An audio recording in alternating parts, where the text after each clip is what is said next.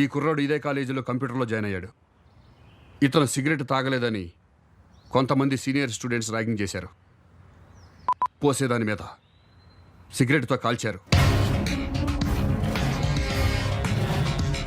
ఇలా కాల్చడం తప్పు కాదు, ర్యాగింగ్ సంస్కృతిలో ఒక భాగం అని మీరు భావిస్తే ఇవాళ ఈ కుర్రాడికి పడిన మచ్చ రేపు మీ అమ్మాయి గుండెల మీద పడవచ్చు, జీవితం మీద పడవచ్చు, ప్రాణాల మీద పడవచ్చు.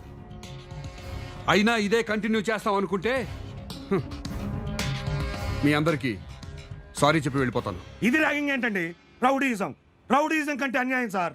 ఇలా చేసిన నా కొడుకుల్ని కాల్చి పారేయాలి సార్. అయ్యా, ఆ నా కొడుకులు ఏ నా కొడుకులో కాదు, అందులో మీ కొడుకు ఉన్నాడు.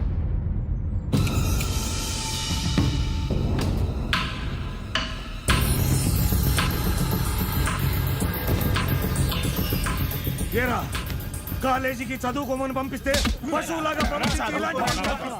ర్యాగింగ్ అంటే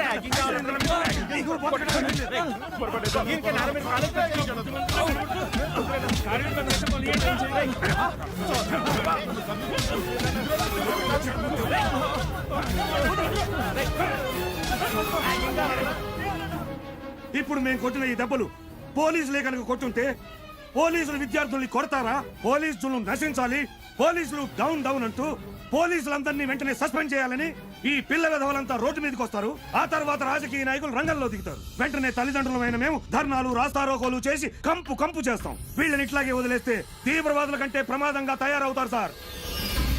అందుకే వెంటనే వీళ్ళని చదువులు మాన్పించి ఊరికి తీసుకెళ్లి పొలాల్లో పనులు చేయిస్తాం సార్. రండ్రా, రండి. తప్పైపోయిందన్నా, ఎప్పుడు పొరపాటు చేయను, బుద్ధిగా చదువుకుంటానన్నా. ఇంకెప్పుడు తప్పు చేయను, క్షమించనన్నా.